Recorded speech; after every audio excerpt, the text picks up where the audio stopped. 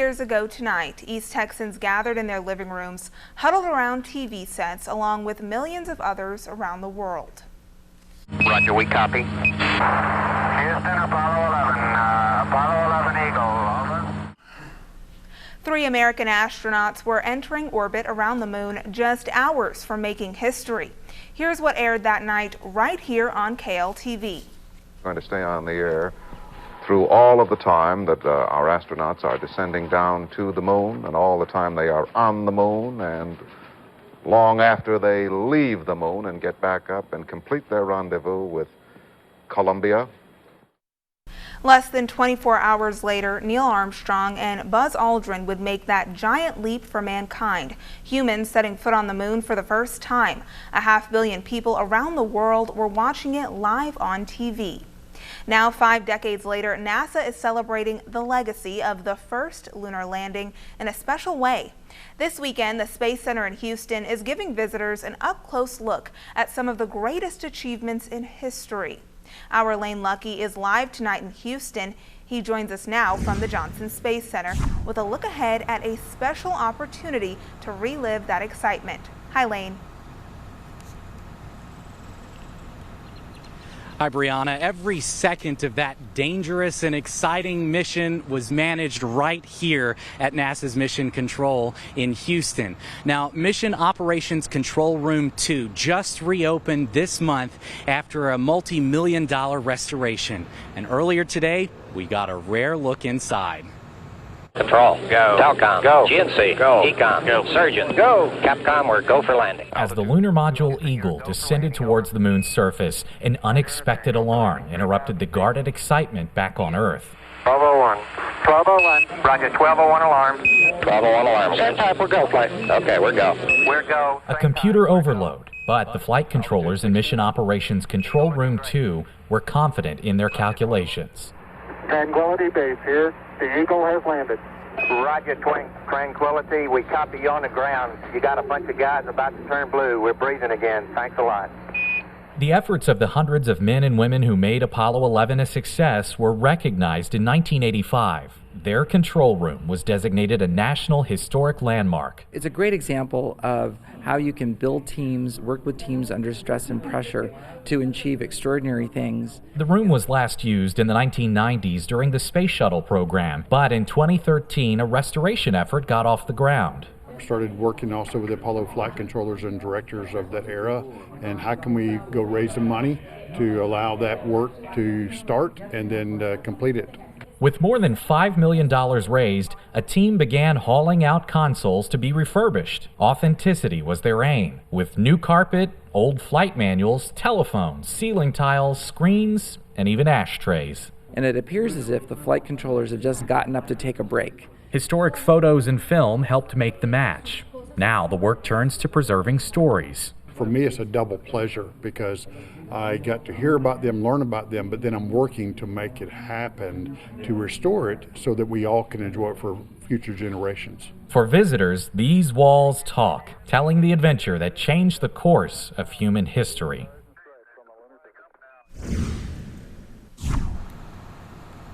We're back live now, and of course you can actually visit the Historic Mission Control 2. It's back on the tram tour here at Space Center Houston. It's open 7 days a week.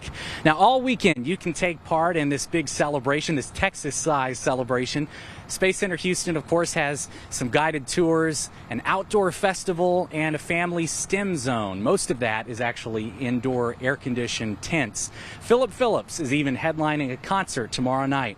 Now, several notable speakers are also going to be here sharing their memories from Apollo 11 this weekend. Famed flight director Gene Kranz is set to speak here in just less than an hour, and we'll have more on his storied career and thoughts on NASA's planned return to the moon in 2024. That's coming up tonight at 10.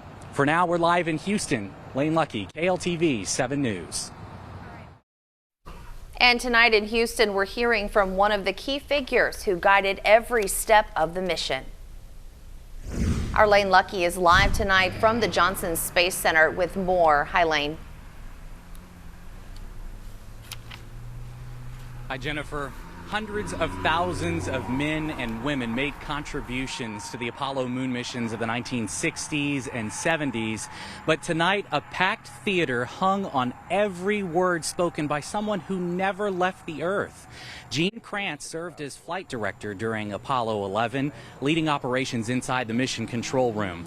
He made critical decisions during the most dangerous parts of the flight. His 37-year NASA career spanned the Gemini, Apollo, Skylab, and Space Shuttle programs.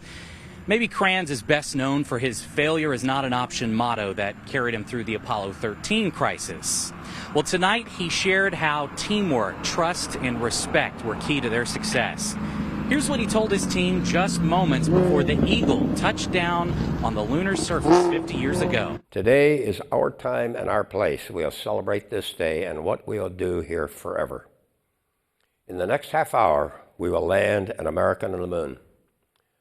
The risks are very high. That is the nature of our work. We work long hours and have had some tough times. But we have mastered our work, and now we are going to make this work pay off. You are a hell of a good team, one I am privileged to lead. I will stand behind every decision you will make. We came into this room as a team, and we will leave as a team.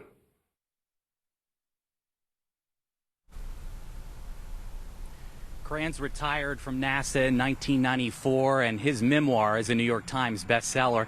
And as you can probably imagine, he is a highly sought-after speaker, sharing those stories of courage and heroism under pressure. Now, this isn't the only notable name taking part in this weekend's activities. And the anniversary this weekend, we'll have former astronauts and Apollo-era flight controllers that are taking part in a panel here tomorrow at Space Center Houston. Now, Saturday and Sunday, they've planned an outdoor festival with live music, STEM activities, and a cool live countdown to the 1969 moon landing at 9:56 p.m. tomorrow night, our time. Now, the activities go from sunup to sundown tomorrow. And of course, you'll want to start your day with us right here on KLTV 7 on GMET weekend starting at 8 a.m. We'll have a look at the big celebration that's expected to draw more than 15,000 visitors. Again, that's tomorrow right here starting at 8 a.m. For now, we're live in Houston at the Johnson Space Center. I'm Lane Luckie, KLTV 7 News. GMET's Lane Luckie joins us live this morning from the Johnson Space Center in Houston. Lane, what can we expect today? Brianna, there's a massive outdoor festival planned for today, and thousands of people, tens of thousands of people are expected to show up here to count down those final moments to Neil Armstrong's first steps on the moon. Now, one of the big highlights for visits to Space Center Houston is a place that was really critical to this achievement. So NASA just unveiled a $5 million renovation to the historic Apollo mission control room, and it's open again for tours, and you'll get to see exactly what it was like on July 20th, 1969. Now, all of the consoles and projection screens have been carefully restored. It's a rush of memories for the former flight director who spent a lot of time in mission control. Gene Kranz, who's known for his failure is not an option motto, spoke here last night. This is true. Momentarily, I feel like a conductor with my team preparing for the massive finale of a great symphony. My team is go.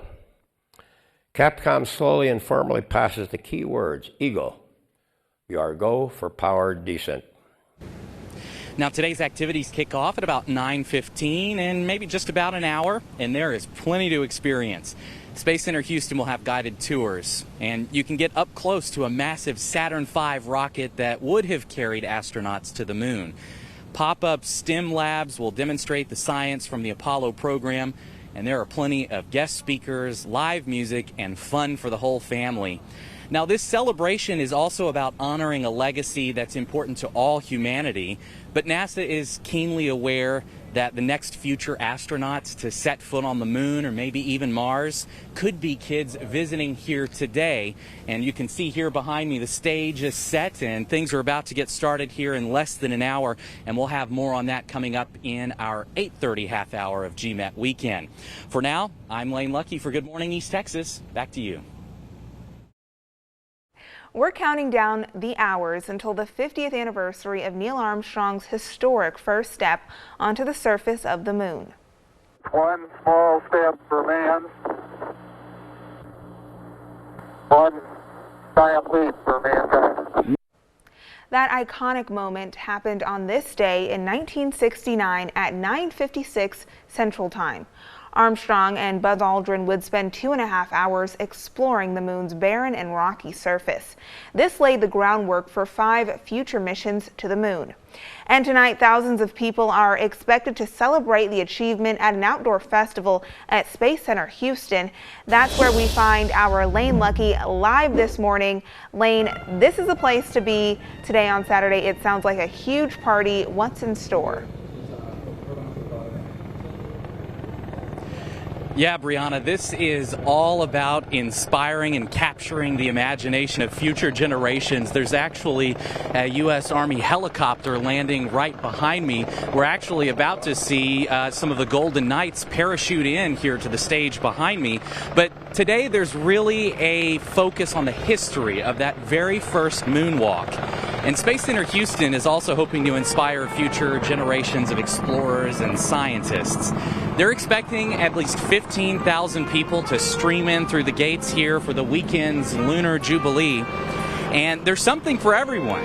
Guest speakers, tours of the Johnson Space Center.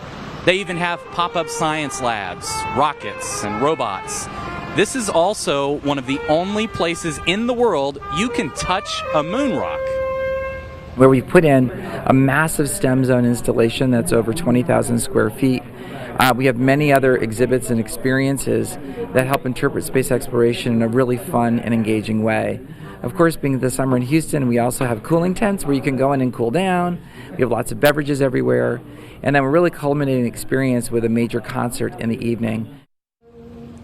Now, Philip Phillips actually takes the stage tonight for a live concert right here behind me, and then they'll count down to Neil Armstrong's famous first steps on the moon. That's at 9:56 p.m. tonight, our time. Picture this kind of a New Year's Eve ball drop kind of event.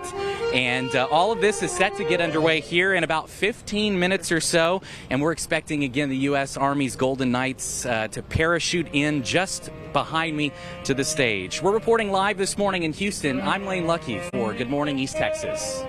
Lane, thank you. So much going on. And Space City is living up to its nickname tonight. One of the biggest celebrations of the Apollo 11 moon landing is happening right now in Houston.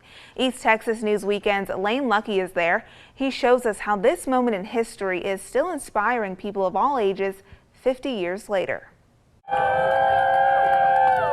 The Army's Golden Knights are making a dramatic entrance, and 14-year-old Austin DeSisto and his mom are soaking up every second. I just want to kind of relive the experience, and I want to feel like I was there. They came all the way from Boston to celebrate the moon landing's 50th anniversary here at Space Center Houston. This day has been on his mind for weeks. I blared the countdown all over my neighborhood so everybody could hear. All things space. It's a passion he wears on his sleeve and on his feet. His friends know all about this fascination. I share facts with them, like, hey, there's a launch today, or you want to come over and watch the launch with me. So his passion is kind of taking over our family. My Twitter feed is focused on space now. Mom Christy is catching on. She says she's looking forward to exploring the exhibits like the Apollo 17 command module and artifacts in the Lunar Rock Vault. Dana Johnson didn't travel as far to be here. He lives in Tyler and has been following the space program since childhood. I actually watched the first steps on the moon live when I was 7 years old. He knew he had to celebrate this important milestone in Space City, immersed in history. Not only what happened back in the Apollo days, but also what they have in store for, the coming years. That's right up Austin's alley. Even though he wasn't alive, the moon missions launched his interest in physics and technology. What could we do today with the technology we had then, advancing that to what we have today?